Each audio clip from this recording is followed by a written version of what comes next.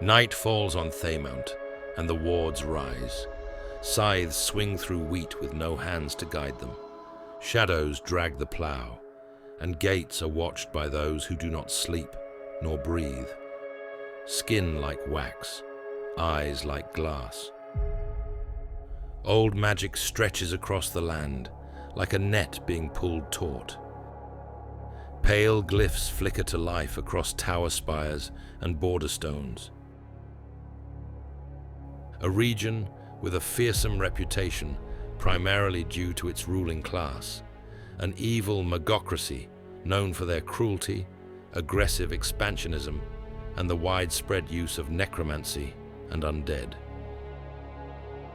Tonight, we travel to the Far East, exploring how an empire rose from rebellion, how it became a society built on arcane tyranny, how the infamous red-robed rulers came to dominance, and finally, what that means for adventurers and storytellers today. Together, we'll uncover its secrets and its lasting effects on these forgotten realms.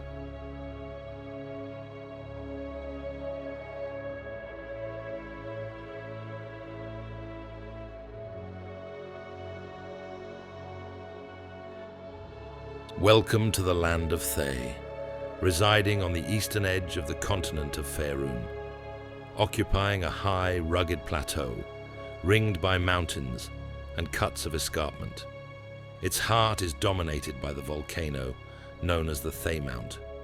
The region's terrain is harsh, isolated, and difficult to traverse, lending the land a natural defensibility.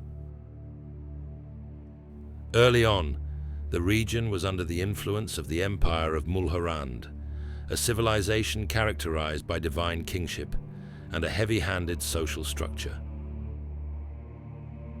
In the 10th century DR, a group of Mulhorandi spellcasters, dissatisfied with their subservient role, formed a clandestine cabal.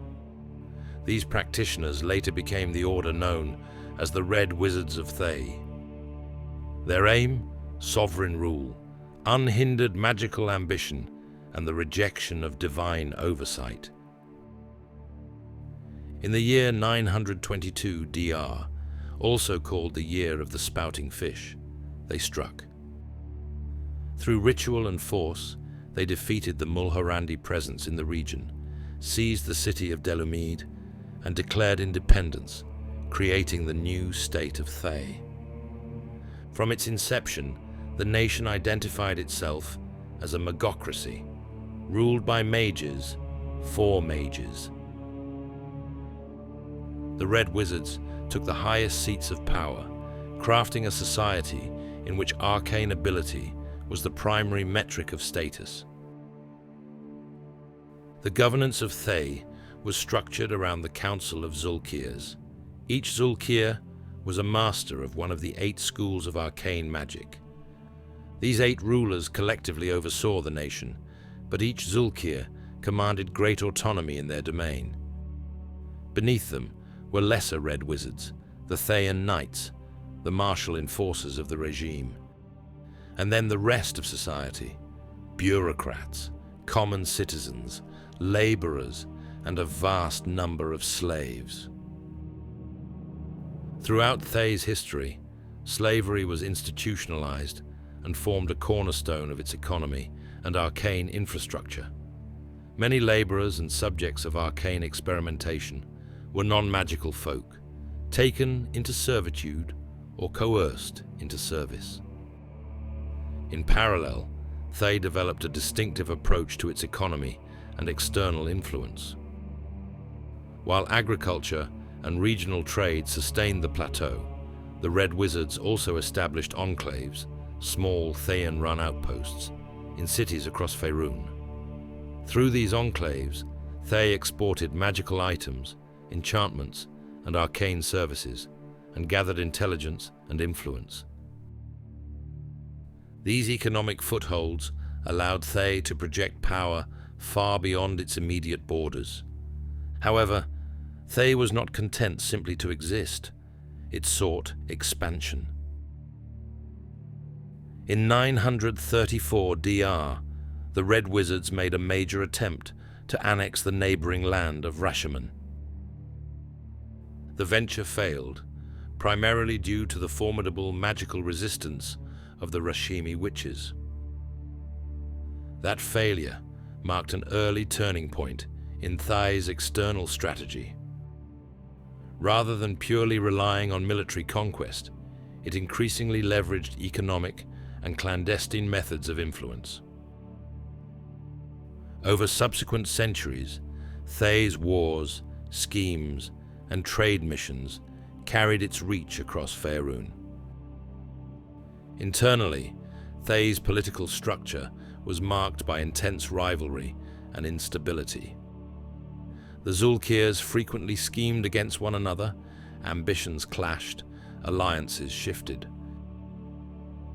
Two major factions emerged among the Red Wizards: the Imperialists, who favored external conquest and domination, and the Researchers, who preferred isolation and arcane experimentation.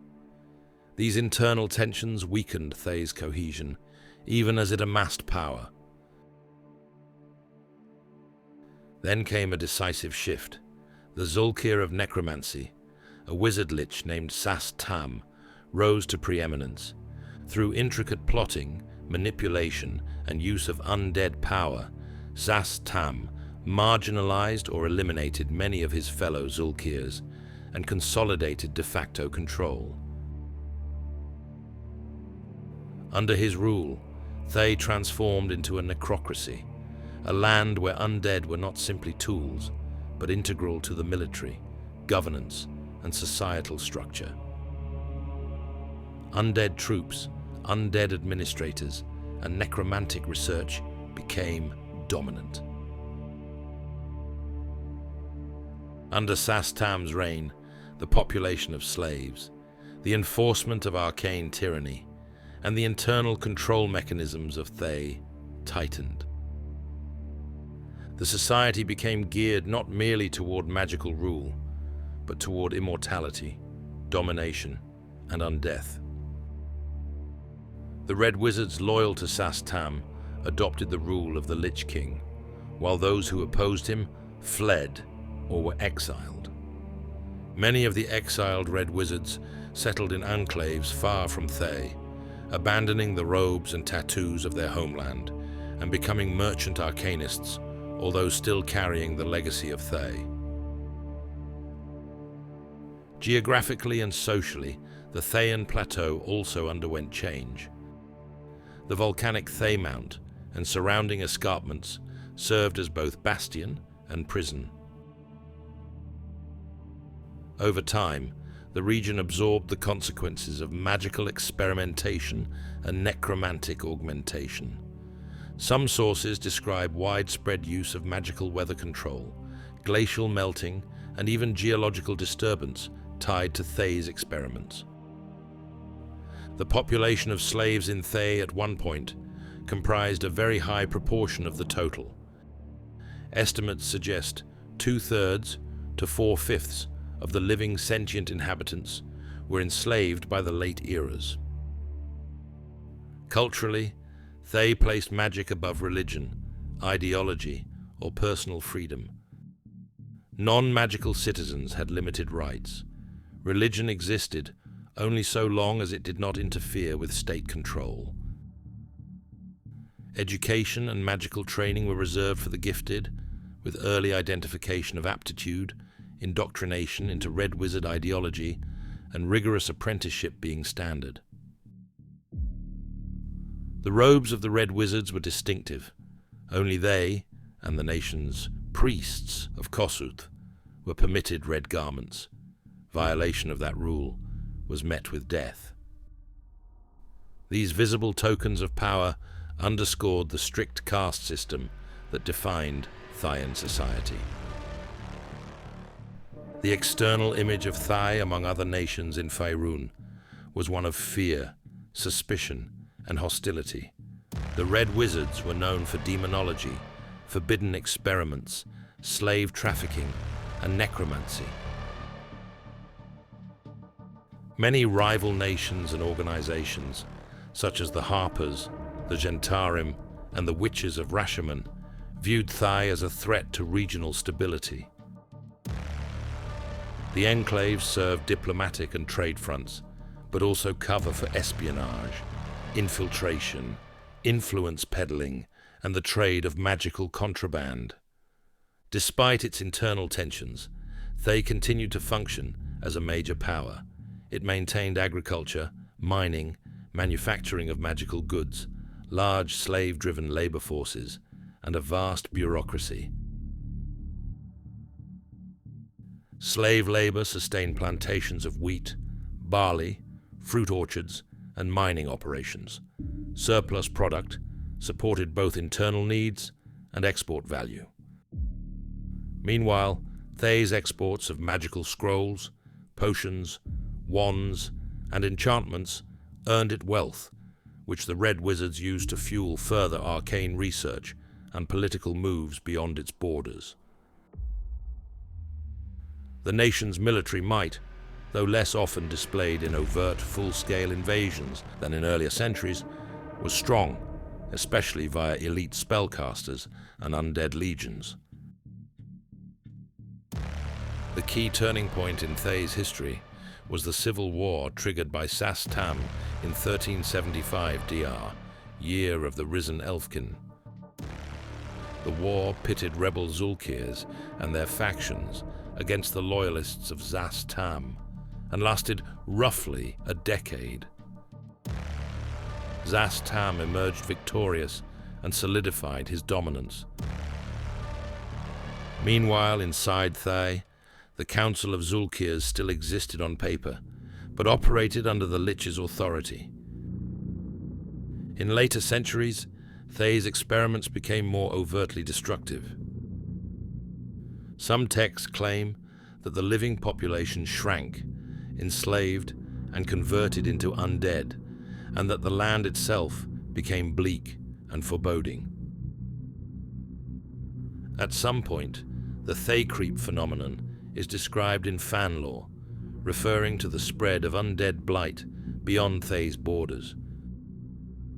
Today, Thay is defined by three interlocking pillars: the rule of arcane oligarchy, the Red Wizards, institutional necromancy under Szass Tam, and slavery/servitude as a foundational economic and social system.